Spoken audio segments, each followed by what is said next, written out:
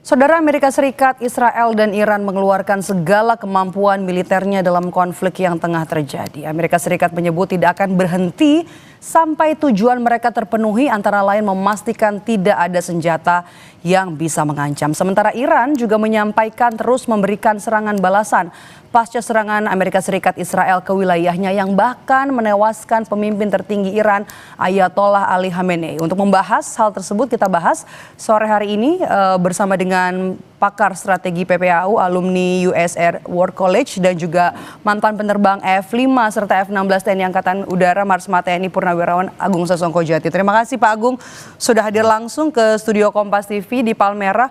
Bagaimana kemudian Anda melihat eskalasi konflik antara Amerika Serikat, Israel, dan juga Iran saat ini? Eskalasinya berkembang ke arah yang tidak terkendali. Tidak terkendalinya artinya kalau tadinya konflik biasanya adalah kelanjutan daripada politik, diplomasi yang macet, kemudian juga dengan peperangan atau pertempuran, kemudian lanjut lagi diplomasi, tapi kali ini nampaknya diplomasi akan sulit karena jarang sekali orang yang diplomasi kemudian membunuh atau mengasasinasi pimpinan negara yang lain. Nah, itu berarti melewati barrier. Jadi memang niatnya tidak untuk diplomasi, tapi niatnya untuk mengganti rezim ya, atau mengganti pimpinan negara itu. Nah, untuk itu maka sekarang menjadi tidak terkendali dalam artian objektif yang tadinya tercapai untuk saling memberikan pesan berupa senjata itu akhirnya sekarang menjadi semacam pembalasan dendam, meskipun tentu tidak tujuannya dendam karena negara seperti Iran itu rasional, mestinya Amerika harus rasional dan Israel rasional. Namun kali ini kelihatannya memang alasannya untuk tidak rasional karena perjanjian ataupun pertemuan di Jenewa, perundingan di Jenewa itu sudah hampir mencapai kesepakatan, tapi diserang juga, berarti tidak rasional, berarti alasannya alasan lain. Tidak terkait dengan nuklir. Kalau rasional terkait nuklir itu pasti berhenti, tapi berarti ada hal yang lain. Nah, sekarang ini adalah masalah terbesar adalah sekarang adalah perang atrisi, war of attrition. Dalam perang atrisi ini adalah perang siapa yang kuat-kuatan tahan-tahanan. Karena menyerang itu butuh juga modal, butuh juga tenaga, waktu, biaya, dan sumber daya manusia, sama dengan bertahan. Sekarang pertanyaannya, berapa kuat kita menyerang, kekuatan kedua, berapa kuat kita bertahan. Nah, dari sini kita sudah bisa menilai nih mengenai apa yang terjadi sekarang. Kalau Anda sendiri membacanya seperti apa? Nah, sekarang yang mengambil inisiatif menyerang adalah Amerika dan Israel. Mereka menggunakan kapal Indo dan menggunakan jarak jauh dengan jarak 1.500 kilo, 1.000 kilo. Masalahnya adalah jarak. Jarak adalah devil atau setan yang menjadi masalah.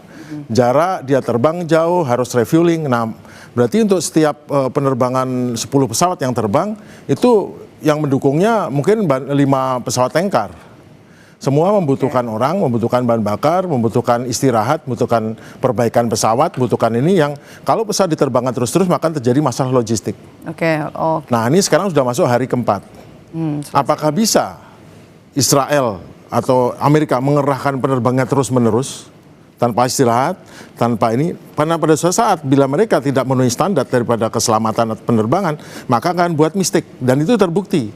Pada hari ketiga itu rudal Patriot Kuwait menghantam 3 pesawat Amerika, mengakunya Amerika, mungkin juga Amerika dengan yang lain, tapi menghantam dan jatuh sendiri. Mereka udah bunuh diri sendiri. Itu terjadi kenapa? Karena semua yang bekerja sudah letih, sudah lelah, tidak cukup istirahat, akhirnya timbul kesalahan. Satu sisi. Nah, sekarang yang bertahan, Iran bertahan, Iran sudah dihabisi hampir semua pertahanan udaranya. Namun, apakah dia sanggup menerima itu? Kelihatannya sanggup. Pengalaman menunjukkan saat perang 10 tahun dengan Irak, dia sanggup tuh dihajar Irak yang didukung sama negara barat Amerika.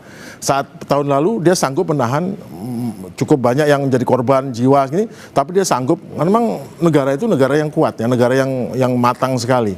Nah, sekarang mereka kayaknya sanggup untuk menerima apapun yang dikirim. Selama itu tidak bom nuklir, itu kayaknya tidak ada masalah. Maksudnya mereka sanggup saja.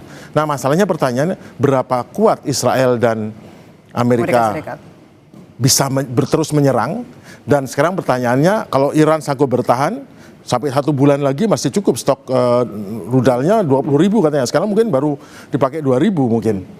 Berapa lama si Israel dan Amerika Serikat sanggup menahan serangan? Karena rudal Patriot itu setahun cuma produksi 700 juta buah. Sekali serangan 100 rudal Iran, rudal Patriot yang ditembakkan itu 2, sudah 200. Nah ini sudah 3 hari, setiap hari 300 rudal semuanya. Sehari 600 rudal Patriot, 600 rudal Patriot, sekarang stok udah habis. Semua negara Teluk itu habis. Israel sudah megap-megap. Bahkan ada informasi bahwa Presiden Trump diam-diam lewat Italia minta kepada Iran untuk ini menghentikanlah kita ceasefire gini.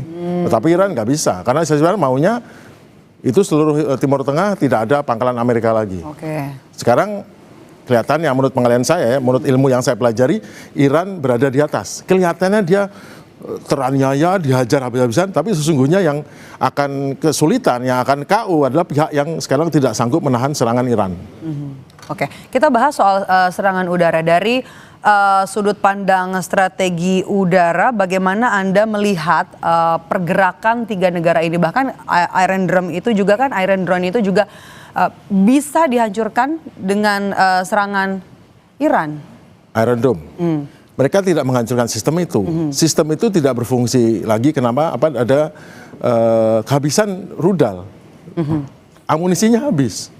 Karena bayangkan Iran tuh sekali menyerang, dia mengirimkan bisa 100 rudal drone Shahid yang murah, harganya cuman mungkin nggak sampai 100 juta satu, dikirim 40, kemudian nanti disusul dengan rudal.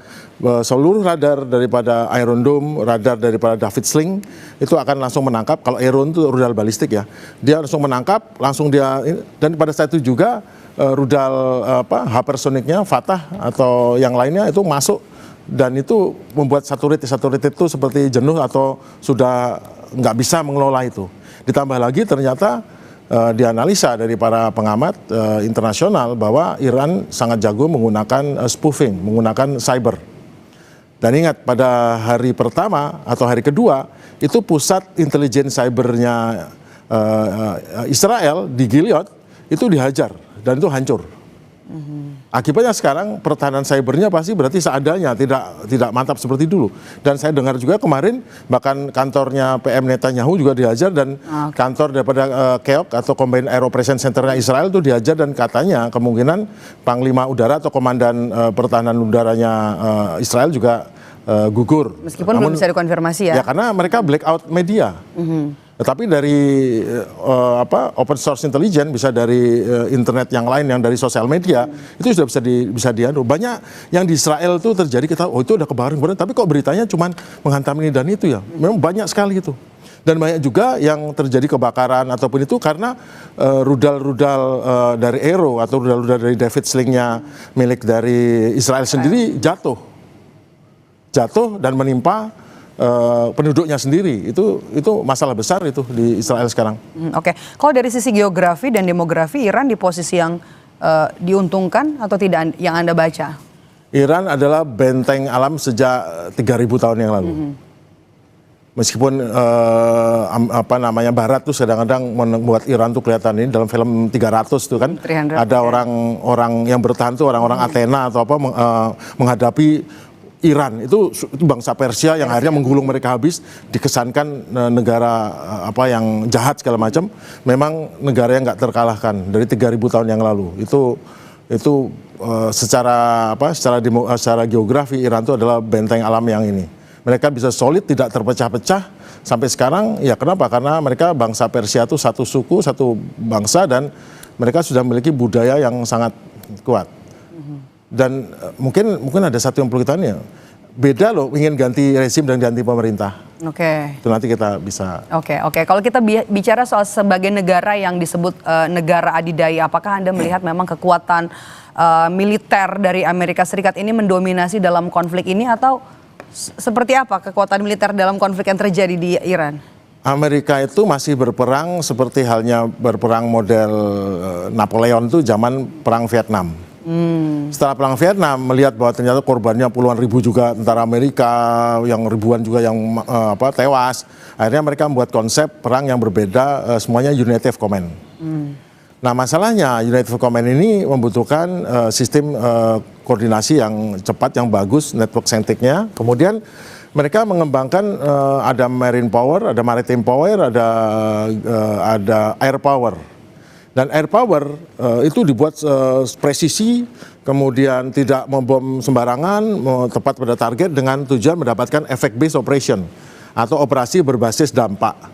Nah, tujuannya kalau dia sekali bom, ngirim 5 bom, selesai, terbunuh assassinate pemimpinnya, langsung itu tercapai tujuannya. Tapi tidak seperti itu, karena tanpa boot on the ground, tanpa sepatu di darat atau pasukan darat, tidak akan ada perubahan di negara apapun. Pengalaman dari zaman Perang Dunia Pertama, Kedua, sampai sekarang tidak pernah ada pemboman udara menghasilkan orang menyerah. Menyerah itu karena secara fakta dia diduduki atau didatangi oleh pasukan darat. Nah, sekarang air power, makin lama air power ini saking presisnya makin mahal. Negara kapitalis seperti Amerika tuh membuat ini karena membuatnya jadi makin mahal dan sangat mahal. Contohnya Rusia bisa membuat drone atau rudal dengan harga mungkin $1 juta dibandingkan dengan buatan Amerika itu 8 kali lipat. Lebih ekstrim lagi Iran membuat drone seharga $50.000. Di sana yang dihadapinya penangkis harga $5 juta. Itu yang sangat ekstrim. Bayangkan mengirimkan 100 drone seharga $50.000 satu dihadang dengan 200 drone yang masing-masing harganya $4 juta. Itu economic of war-nya tuh udah ini. Oke, nggak apa-apa. Selama orang itu mudah menyerah. Masalahnya Iran tidak mudah menyerah. Dan mereka punya stok katanya 20.000 rudal yang setiap hari habis 500. Jadi hitung aja. Itu sebulan mungkin 40 hari baru habis itu. Itu yang akan jadi masalah bagi pihak Amerika dan pihak Israel.